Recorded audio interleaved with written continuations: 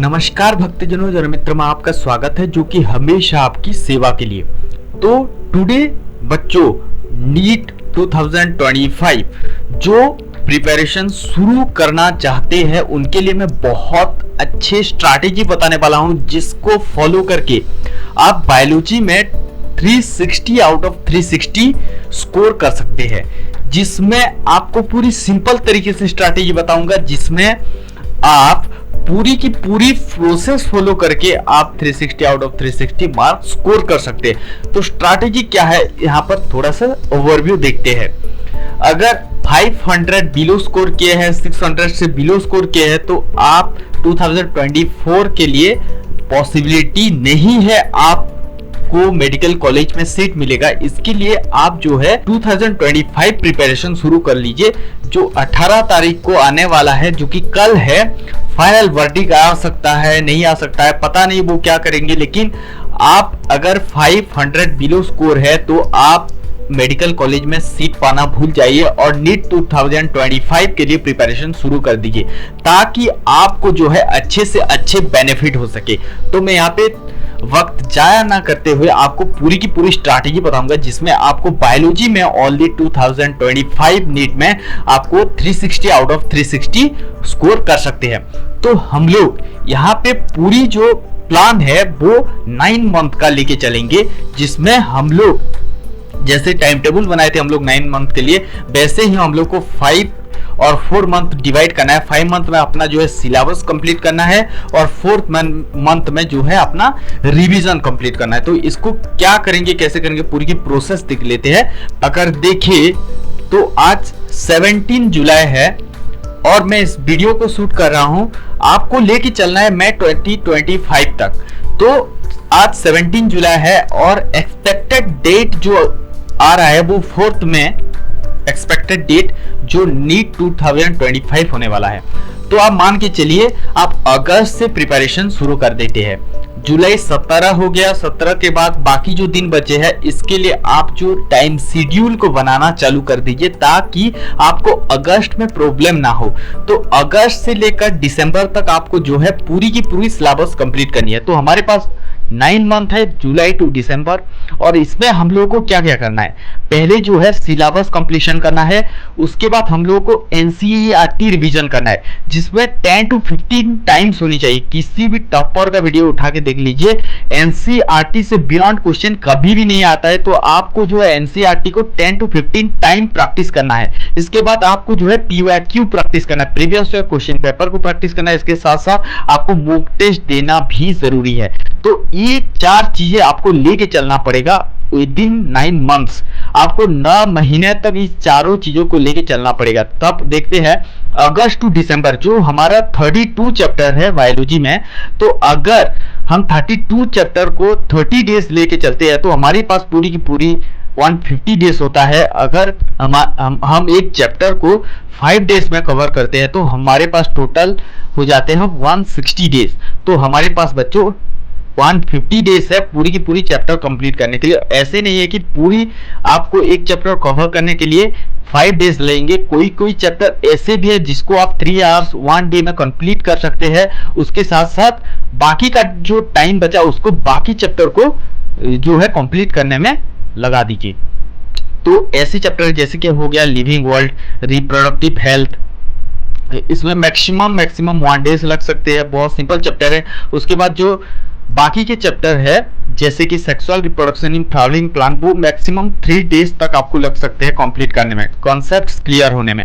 उसके साथ साथ सेल डिवीजन और सेल साइकिल आपको कॉन्सेप्ट क्लैरिटी की जरूरत है। आपको यहाँ पे पूरी की पूरी स्ट्रक्चर, पूरी की पूरी कॉन्सेप्ट को समझना पड़ेगा, ताकि आप अच्छे से जो है वो चीजों को समझ पाए, ताकि आने वाले समय में अगर आपको क्वेश्चन दिया जाए उसी रिलेटेड तो आप पूरी तरीके से अटेंड कर पाए। उसके बाद molecular basis inheritance up to 7 days लग सकते हैं। बहुत लंबा चैप्टर है और इसको समझने में भी थोड़ा सा वक्त लग सकता है। तो time is sufficient for complete the syllabus.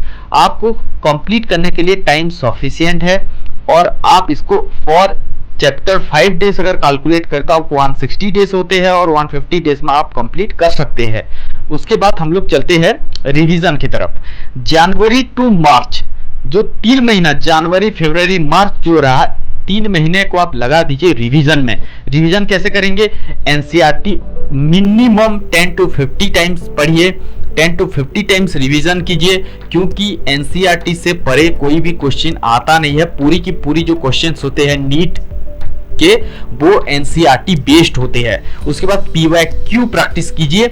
अगर एनसीईआरटी आप कवर कर लिए तो पीवाईक्यू प्रैक्टिस करना बहुत जरूरी। उसके साथ साथ हर 15 दिन में आपको एक मॉक टेस्ट देना पड़ेगा। हर 15 दिन में आपको एक मॉक टेस्ट देना पड़ेगा। उसके साथ साथ अपना जो है एरर नोटबुक बनाइए और यहाँ से जो भी एरर निकलता है आप अपने नोटबुक में नोट डाउन कीजिए। इसके बाद हमारा जो है अप्रैल महीना रहा, उसमें बस आप पूरी की पूरी सिलेबस जो रहता है पूरे ऑल कोर्स टेस्ट सीरीज दीजिए। और इसमें जो आप टेस्ट सीरीज देंगे यहाँ पे आप रिवीजन एनसीईआरटी को कीजिए और वहां पे भी एरर ढूंढिए और इसके बाद रिवीजन रिवीजन रिवीजन कीजिए टेस्ट सीरीज के साथ। तो आपके पूरी की पूरी प्रोसेस ये हो गया 9 महीने। इसके बाद हम लोग देते हैं कैसे सिलेबस को कंप्लीट करेंगे। पहला तो हो जाता है बच्चों, अगर कोई बैच ज्वाइन कर रहा है, कोई online course offline course join कर रहा है तो वहां पे भी आप सिलेबस कंप्लीट कर सकते हैं। इसके साथ साथ अगर आप यूट्यूब यहाँ पे जो लेक्चर्स होते हैं एक्सपर्ट्स के लेक्चर को आप सुन सकते हैं, जो कॉन्सेप्ट क्लैरिटी कर सकते हैं। उसके बाद अगर आप ज़्यादा से ज़्यादा मैं रिकमेंड करूंगा डिटेल लेक्चर पे जाइए, जो यूट्यूब पे आपको दिया जाता है पूरी के पूरे डिटेल लेक्चर आप वहां से पढ़ सकते हैं। इसके साथ साथ बुक्स में से भी कॉन्सेप्ट्स को उठा सकते हैं। उसके बाद अगर जनवरी टू मार्च आपके कॉन्सेप्ट वेरी क्लियर हो जाते हैं तो आप वन शॉट्स वीडियो जो छोटा वाला होते हैं पूरी की पूरी कॉन्सेप्ट दिया जाता है, माइंड मैप बनाना चालू कीजिए। इसके बाद अगर आप जनवरी टू मार्च अगर कॉन्सेप्ट क्लियर नहीं हुए तो पूरे डिटेल लेक्चर पढ़िए। इसके बाद एनसीईआरटी कॉन्सेप्ट अगर आपको क्लियर हो गया एनसीईआरटी पढ़ के तो पीवाईक्यू दीजिए। उसके बाद मॉक टेस्ट, यही है पूरी की पूरी जो प्रोसेस हम लोग सिलेबस कंप्लीट कर सकते हैं। ये बात आपको बहुत अच्छे तरीके से पता है, लेकिन आप जो है पूरी तरीके से इम्प्लीमेंट करना जरूरी है। और इसके साथ साथ जो प्रिपरेशन होता है, मैं हमेशा बोलता हूँ प्रिपरेशन एक तपस्या है। आप यहाँ पर कुछ भी गलती नहीं कर सकते। अगर आप सोचते हैं पूरी की पूरी डे 24 आवर्स होते हैं, उसमें से आप मान के चलिए कि 8 आवर्स निकाल दीजिए सोने के साथ साथ जो खाना पीना करते हैं और बाकी जो टाइम बचे तो आप 16 आवर्स को पूरी तरीके से यूटिलाइज कर सकते हैं अपने पढ़ाई में। पूरे चैप्टर पढ़िए, पूरे डिटेल्स के बारे में पढ़ना है। ऐसे नहीं कि ओनली बायोलॉजी पढ़ना है, बायोलॉजी के साथ साथ आपको केमिस्ट्री के सिलेबस के साथ फिजिक्स के सिलेबस को भी कंप्लीट करना है। तो मैं ये जो बता रहा हूँ ये बायोलॉजी का बता रहा हूँ। तो आपको 3-4 घंटे डेली निकालना है आपको पढ़ाई के लिए। और पढ़ाई ऐसी होनी चाहिए, पढ़ाई में आपको किसी भी तरीके का डिस्ट्रैक्शन बीच में आने नहीं देना चाहिए, ताकि ये एग्जाम जो है ये आपसे एफर्ट मांगता है, ये आपसे समय मांगता है। और आपके पूरी की पूरी एफर्ट्स जब लगा देंगे तो ये एग्जाम आपसे क्रैक बिल्कुल होगा। तो इसके लिए आप कोशिश कीजिए ज़्यादा से ज़्यादा जो समय है उसको बायोलॉजी पढ़ने में बिताइए, कॉन्सेप्ट्स क्लियर होने में बिताइए। इसके साथ साथ जो डिटेल लेक्चर्स होते हैं उसको पढ़िए। इसके साथ साथ एनसीईआरटी तो बिल्कुल पढ़िए। इसके बाद थोड़ा सा हम लोग देख लेते हैं, अगर आप इस प्लान को प्रॉपरली फॉलो करते हैं तो आपको 360 लाने से कोई नहीं रोक सकता। तो मैं यहाँ पे थोड़ा सा एक ग्राफ बनाया हूँ जिसमें आप पूरे के पूरे दिन होते हैं और आपके जो परसेंटेज होते हैं वो स्टडी के और रिवीजन के, वो मैं यहाँ पे थोड़ा सा बताया हूँ। जैसे कि आपके ग्राफ यहाँ पे देख रहे होंगे, कभी ऊपर गया है फिर नीचे आया फिर ऊपर गया है। तो आप जो पहले दिन मान लीजिए कि कोई मोटिवेशन मिला, किसी तरीके का आपको पढ़ने के लिए आप जागरूक हो गए, तो इसके लिए आप जब पढ़ाई करेंगे तो पर डे आपको 10 आवर्स कंटिन्यूसली नहीं पढ़ना है। क्योंकि अगर आप 10 आवर्स पर डे पढ़ते हैं तो दूसरे दिन आपका जो मन है वो पढ़ाई से हट जाएगा। तो कंसिस्टेंसी जो मेंटेन करने का तरीका है वो 3 आवर्स से लेकर 5 आवर्स तक आप पढ़िए।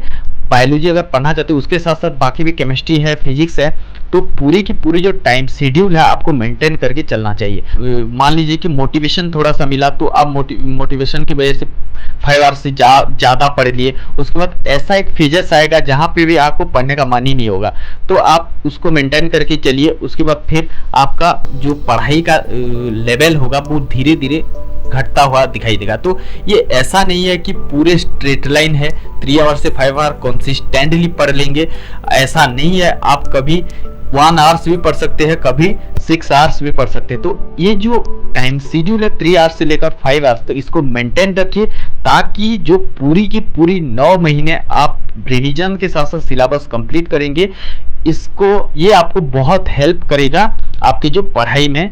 और एनसीईआरटी आप अच्छे से पढ़िए, क्योंकि यहाँ पे आपको लॉ ऑफ कनेक्टिविटी डेवलप होता है, और आप अच्छे से एक लाइन पढ़ते हैं तो आपको पढ़ने के लिए जो उत्साह मिलती है, तो इसके लिए एनसीईआरटी को डेवलप किया गया है लॉ ऑफ कनेक्टिविटी बढ़ाने के लिए। और एनसीईआरटी के परे कुछ भी क्वेश्चंस नहीं पढ़ते, और जितना ज़्यादा एनसीईआरटी को फॉलो करेंगे आप उतना ज़्यादा क्वेश्चंस यहाँ से आपको मिल जाएगा। तो ऐसे करके आप पूरी के पूरे 360 आउट ऑफ 360 ला सकते हैं। अपॉर्चुनिटी आपके पास नहीं आएगा, इसको आपको क्रिएट करना पड़ेगा।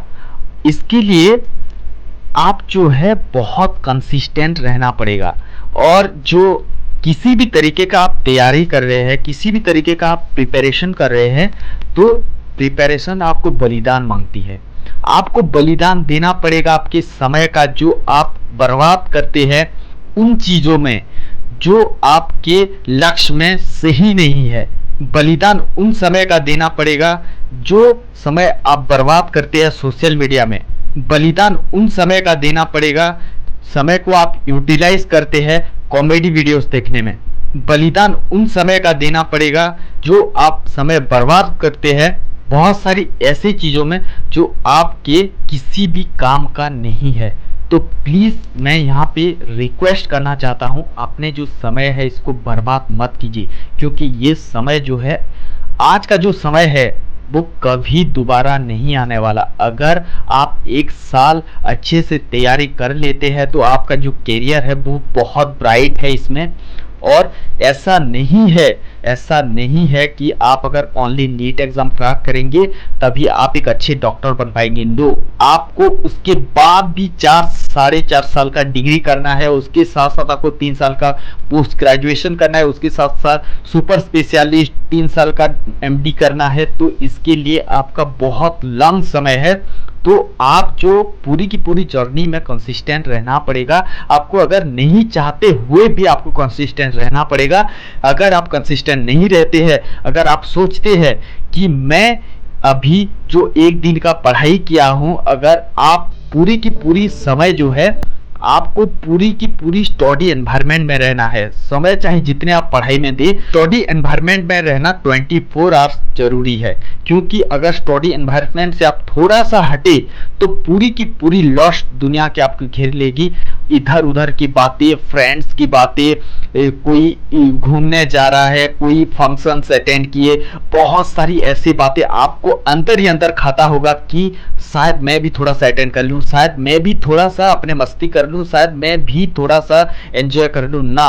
अगर आप एंजॉय करना एक्चुअल में चाहते हैं तो ये आपका जो नीट 2025 का सपना है इसको छोड़ दीजिए और आप कुछ और करने लग जाइए। अगर आप सही में प्रिपरेशन 2025 के लिए करना चाहते हैं तो अच्छे से जो प्रिपरेशन है उसको बरकरार और मेंटेन और स्ट्रैटेजी के यूज करते हुए आप करते चलिए। आपके नीट 2025 में रैंक अच्छा लाने के लिए कोई भी नहीं रोक सकता।